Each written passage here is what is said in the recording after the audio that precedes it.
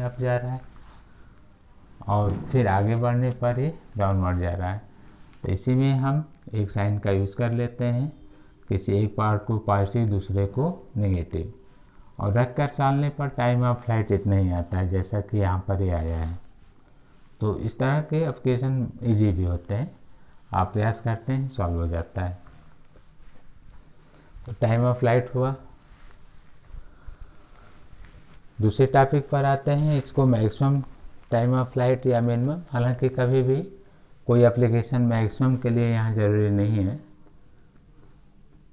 Maximum के लिए तो आपने जो प्रूफ देखा, तो यू साइन की मैक्सिमम वैल्यू 90, यहाँ से 2 का part 2u sine theta upon g. तो इस तरह से मैक्सिमम जो टाइम आप फैक्टर लेना चाहते हैं 2u अपान जी। कभी कभी आप लोग ये ध्यान नहीं देते हैं कि जो ये u साइन थीटा लिखा हुआ है ये कंपोनेंट के रूप में है, तो इजी प्रॉब्लम भी आप लोग छोड़ देते हैं, जैसे 2u अपान जी। हमें तो सिर्फ ये चाहिए, वर्टिकल कंपोनेंट है रख दीजिए, आसानी से आ जाता है, ब्रेक करने की ज़रूरत नहीं पड़ती है। लेकिन जब ये 90 पर है तो यहाँ पर डायरेक्ट u की वैल्यू u के इक्वल लिया जा रहा है, कंपोनेंट पर 90 की वैल्यू 1 हो जा रहा है। तो टाइम ऑफ फ्लाइट के बाद आप इसकी हाइट अटेम्प्ट बाय प्रोजेक्टाइल आप ले सकते हैं।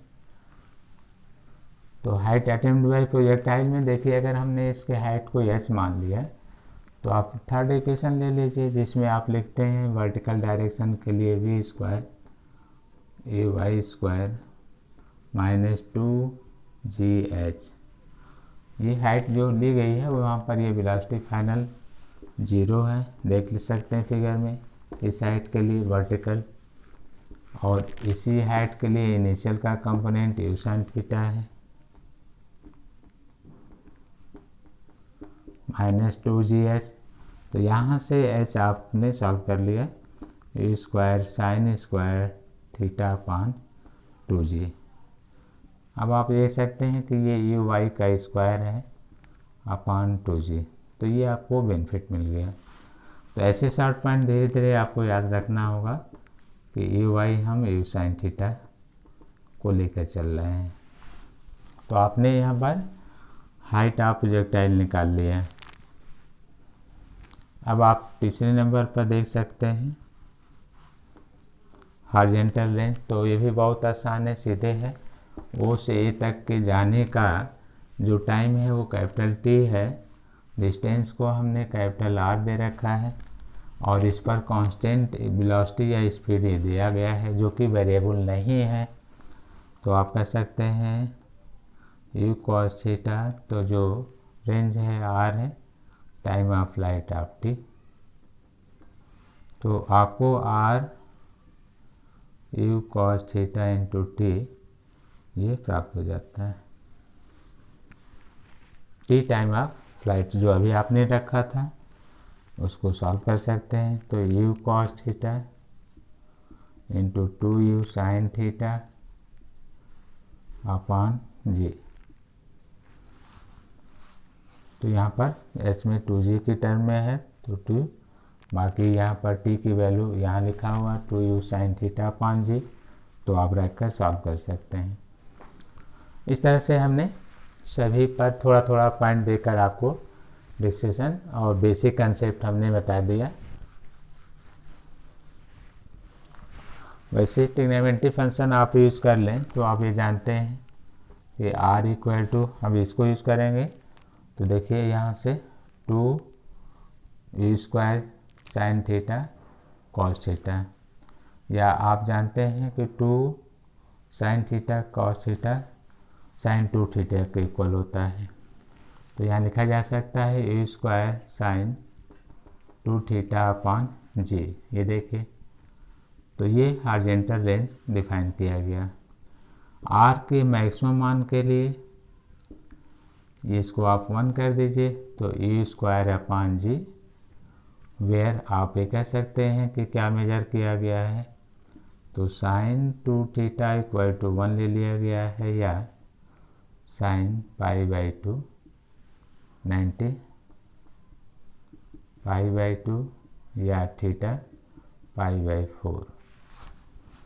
अर्थात मैक्सिमम हॉरिजॉन्टल रेंज के लिए एंगुलर प्रोजेक्शन कितना होना चाहिए, पाई बाई 4 या 45।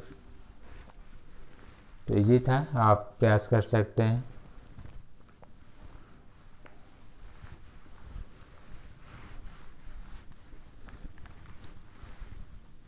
जो ध्यान देना है, क्वेश्चंस टिपिकल नहीं आते हैं इस पर, जो भी लिखा है उसी फंक्शंस को कायदे से ध्यान देना पड़ता है, तो आप बहुत सारे क्वेश्चन सॉल्व कर सकते हैं। जैसे हम आपको ये देना चाहते हैं कि जो लीनियर इक्वेशन है इसका कितना आएगा, तो डिस्प्लेसमेंट इक्वेशन आप प्रोजेक्टाइल पाथ आप हेडिंग लिख भी सकते हैं, डिस्प्लेसमेंट इक्वेशन आप प्रोजेक्टाइल पाथ। तो आप सेकंड वाला देख लीजिए, जैसा कि लिखा जाता है उसमें कि y equal to u t minus half g t square, या यहाँ h लिखते हैं तो h आप लिखिएगा। हम इसमें कोऑर्डिनेट के रूप में देंगे। जब भी आपको इक्वेशंस बनाने होते हैं वो एक प्लेन में, तो एक्स वाई या वाई जेड या कोई कोऑर्डिनेट आपको देकर चलना होता है। वर्टिकल पर y को लेकर चल रहे हैं, वर्टिकल के लिए इसको हम y रख दे रहे हैं, तो y equal to u sine theta into t half g t square. ये देखिए t की वैल्यू आप हॉरिजॉन्टल से ले सकते हैं, x लिमिट लेकर, let O equal to x ऐसा आपने ले लिया। तो ये डिस्टेंस जो कवर हो रहा है u cos थीटा से x बाई टी, या t जो आपने लिया x अपान u cos थीटा, आप इसमें रख देंगे। रखने के बाद आप सॉल्व कर सकते हैं। तो y equal to u sine theta, t है यहाँ पर x by u cos theta, x by u cos theta minus half g, t की वैल्यू है यहाँ से देखिए x square upon u square cos square theta. तो यहाँ ये तो कैंसिल हो जाएगा। आपको जो इक्वेशंस प्राप्त हुआ है वो याद रखना है। बहुत ज़्यादा फॉर्मूले को डेरिवेशन से कोई लेना देना नहीं है आपको। तो y equal to tan theta into x minus g upon two u square cos square theta into x square, ये रिजल्ट आ गया है। तो इसको कहा जाता है कि इक्वेशन फॉर प्रोजेक्टाइल। बाकी इसको ए और इसको अब बी मानकर शॉर्ट में लिख लेते हैं। A equal to tan theta, b equal to g upon two a square cos square theta. तो आपको इक्वेशंस मिलता है a x minus b x square. It is equation of parabolic path like as parabola. Equation of parabola ये solve हो जाता है। लेकिन हम आपको इसमें कुछ एप्लीकेशन देंगे कि क्या क्या पॉइंट्स हैं, कैसे इसमें प्रॉब्लम पूछे जाते हैं, कैसे तैयार करना होगा। क्योंकि अभी तो आपको हमने सिर्फ फार्मूले का इंट्रोडक्शन दे दिया, कुछ फार्मूले का डेरिवेशन बता दिया, बेसिक कोई ख़ास प्रॉब्लम अभी आया नहीं। जो आया था तो वो केवल हेल्प के लिए था कि वेलोसिटी का हॉरिजॉन्टल कंपोनेंट कांस्टेंट होगा, वर्टिकल वेरिएबल होगा, क्योंकि वो ग्रेविटी के अगेंस्ट जा रहा है। तो इसी तरह से टाइम ऑफ फ्लाइट की डिस्कशन हुई, लिखा गया, हॉरिजॉन्टल रेंज की बात हुई, सॉल्व हो गया, लीनियर इक्वेशंस या जो इक्वेशन फॉर प्रोजेक्टाइल मोशन ये भी सॉल्व हो गया। अब आप इसमें कुछ ट्रिक अप्लाई करके इसको रख लेकर नए नए फंक्शंस दिखा लेते हैं। जैसे देखिए आर को आपने लिखा था a square sine two theta upon g, या आपने कोई ब्रेक कर लिया जैसे a square two sine theta cos theta upon g, मान लीजिए आपने ब्रेक कर लिया इस तरह से। तो आप इनमें से जैसे यू स्क्वायर कॉस का फंक्शन है, देख लीजिए, यहाँ कन्वर्ट करके रख सकते हैं, जो आएगा आप उसको सॉल्व करिएगा। तो हम इजली यही काम कर रहे हैं, यहाँ से रिप्लेस कर दे रहे हैं इसको, यू कॉस थीटा की वैल्यू यहाँ से लेकर रिप्लेस कर सकते हैं और रख सकते हैं। या आपको और कोई प्रॉब्लम देखना हो इनके अलावा तो आप इनमें कोई फंक्शन इसको tan के साइन और कॉस के रूप में रिप्लेस करके रख सकते हैं। हम कोई एक ले रहे हैं, जैसे tan थीटा इंटू एक्स है माइनस जी अपान, अब ये यू स्क्वायर रिप्लेस हो रहा है, पूरा पूरा रख दीजिए, केवल यू स्क्वायर को 2 या 2 स्क्वायर को हटाकर, जैसे ये है पूरा, तो हम यहाँ पर रख दे रहे हैं आर इंटू जी, ये पूरा रिप्लेस हो रहा है, ये देखिए इसकी जगह, तो आर इंटू जी अपान, जो अपान इस पर देंगे उसको ध्यान दीजिएगा, वो अपवर्ड आ जाएगा क्योंकि आपने इसको लिया है मल्टीप्लाई किया है, डाउनवर्ड जा रहा है, साइन थीटा कॉस थीटा, तो आप रिवर्स करके हम डायरेक्ट यहीं लिख दे रहे हैं साइन थीटा कॉस थीटा, ये आप यूज कर लेंगे।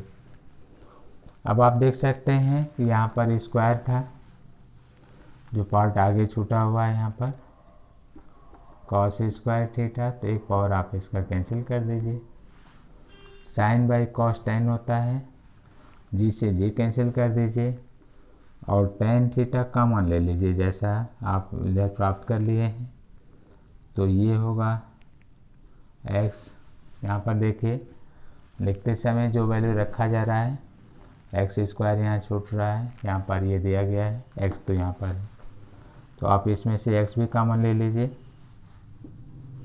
तो x टेन थीटा, तो आपको 1 माइनस यहाँ से देखिए टेन है, ये r है, x आपने बाहर ले लिया तो एक x यहाँ होना चाहिए, ठीक है, और फिर आप इसको डिवाइड करके जो भी प्राप्त हो रहा है देख सकते हैं, तो टेन का टेन एक कैंसिल हो गया, एक x कैंसिल हो गया और r यहाँ पर लेफ्ट हो गया। तो उसी फॉर्मूले को आपने एक नए फंक्शन में रखकर सॉल्व कर लिया, जैसे कि साइन बाई कॉस जो आ रहा है वो टेन होगा, टेन कॉमन हो गया। अब जो आप टॉपिक यूज़ कर रहे हैं, जैसे हमने कहा जी से जी कैंसिल हो जा रहा है, यहाँ पर आपने देखा तो sine by cos ten, ten common ले लिया है, तो फाइनली एक्स स्क्वायर में से एक्स भी कॉमन है, तो एक्स और यहाँ आर लेफ्ट हो गया, बीच में साइन ये है। तो आप इस तरह से नए प्रॉब्लम सॉल्व करते हैं।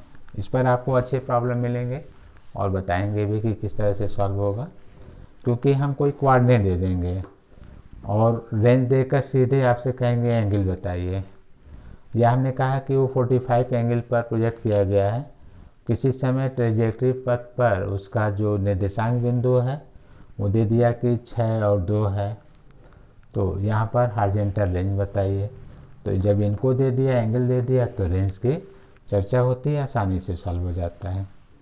तो टॉपिक्स बहुत हैं, स्टार्टिंग में आपको कुछ हेल्प मिल गया। अब आ जाइए फाइनल। अगर आपको ऑब्जेक्टिव क्वेश्चंस के लिए कहा जाए तो मात्र 1 या 2 क्वेश्चंस आपको अभी मिला। पहला ये कह सकते हैं कि एप्लीकेशन ज़्यादा मिला है, फिर भी जो फॉर्मूले मिले हैं डायरेक्ट उस पर प्रॉब्लम देता है, तो उन पर कोई प्रॉब्लम देता है। अगर थ्योरेटिकल है तो आपको समझा दिए हैं कि प्रक्षेप पथ पर वलयाकार होता है, प्रक्षेप पथ के किसी भी बिंदु पर गुरुत्वीय त्वरण की दिशा डाउनवर्ड होती है और कांस्टेंट ली जाती है। Horizontal component of velocity constant होती है क्योंकि ग्रेविटी का इफेक्ट नहीं होता है। वर्टिकल वाली वेरिएबल होती है क्योंकि ग्रेविटी के अगेंस्ट मोशन होता है। हाइट बहुत अधिक ऊंचाई पर नहीं होना चाहिए क्योंकि जी की वैल्यू वेरिएबल होने लगती है। और जो फॉर्मूले हैं सभी वो लीनियर इक्वेशन से ही सॉल्व किए जाएंगे, क्योंकि वहाँ पर भी जी को हम लोग कांस्टेंट मानकर, चाहे ए होगा तो ए को कांस्टेंट मानकर